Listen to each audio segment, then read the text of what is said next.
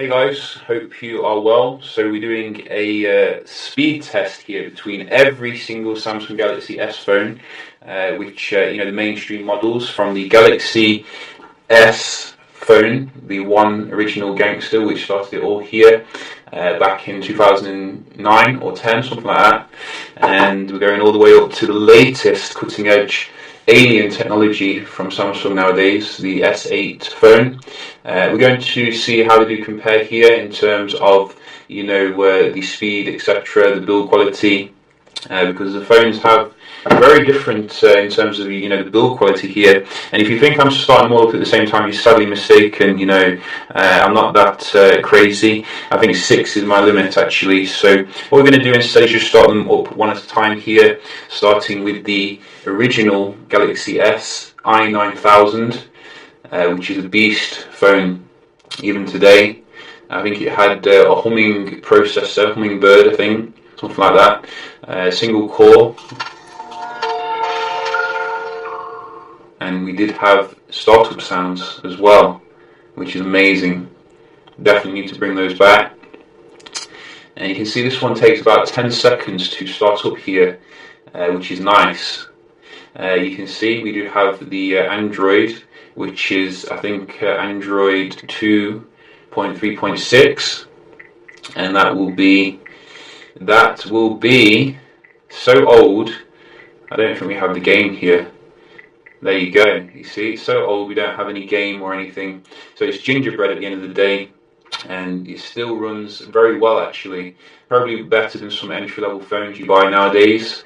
You can see, everything still works. Camera still works as it should.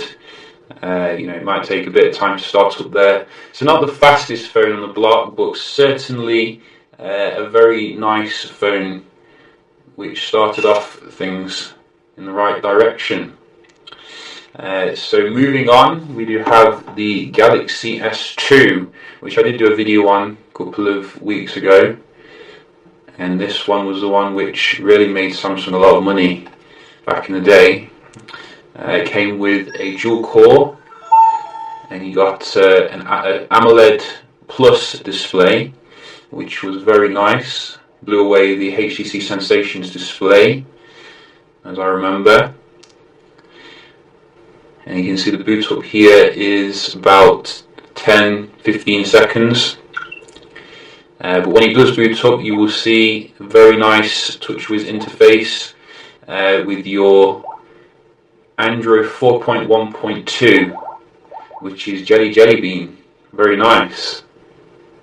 So moving on, we do have the Galaxy S3, the one with the annoying water sounds.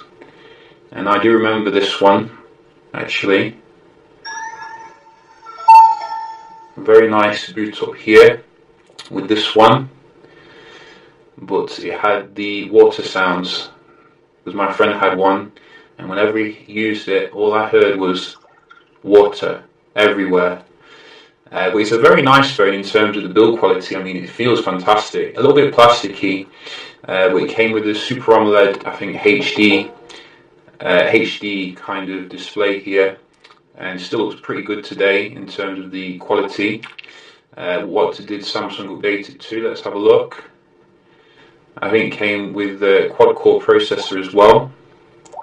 First one with the quad-core. So Android 4.3 for this, which is Jelly Bean again.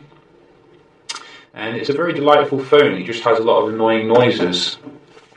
Life companion, we do have the Galaxy S4, which is the third phone I reviewed, I think, on the channel. This still feels amazing today in terms of the quality. A little bit plasticky, but 5 inches.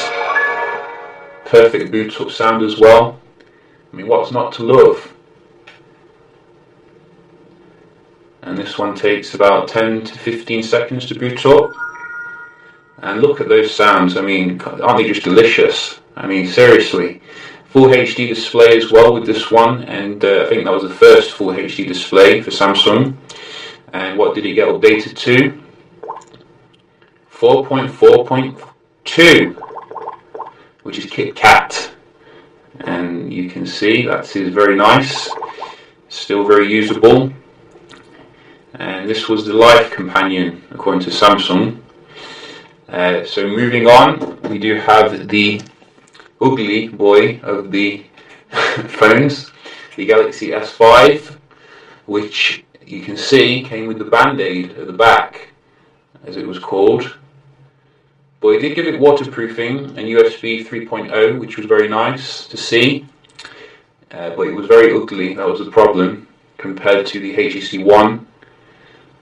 A very practical phone though, came with a 60 megapixel camera, ISOCELL, and a very nice high quality display. And it did come with a fingerprint scanner as well, which was useless, but it was good that it was there. And I think Samsung did update this to Lollipop. The problem with this phone was the interface was very nauseating at first, because they had this like weird TouchWiz kind of weirdness. But if we just dive in here, you can see, oh, we do have Marshmallow actually, so that's good. You can see they've not neglected this one. Nice. So the Galaxy S5 was the last ugly phone here, last plasticky one. Just touching the screens to keep them on here, as you can see. And then we do have the S6, a phone which reignited my interest in Samsung phones. I mean, look at this. This is an amazing build quality. Still feels amazing today. Used a lot more glass as well compared to the S7, which came after it. Only problem was that they forgot to put a battery in there that would last a day. But you can see we do have this 16 megapixel camera, which was amazing. Also, it had a unique startup sound, which they then got rid of, unfortunately. But you can see the actual interface is still very good, even today. And if we just go into the about, you can see we do get the new TouchWiz on the S6, which is based upon Android Nougat, which is nice. And all in all, this was, I think, the first phone which Samsung actually took its build quality seriously, you know.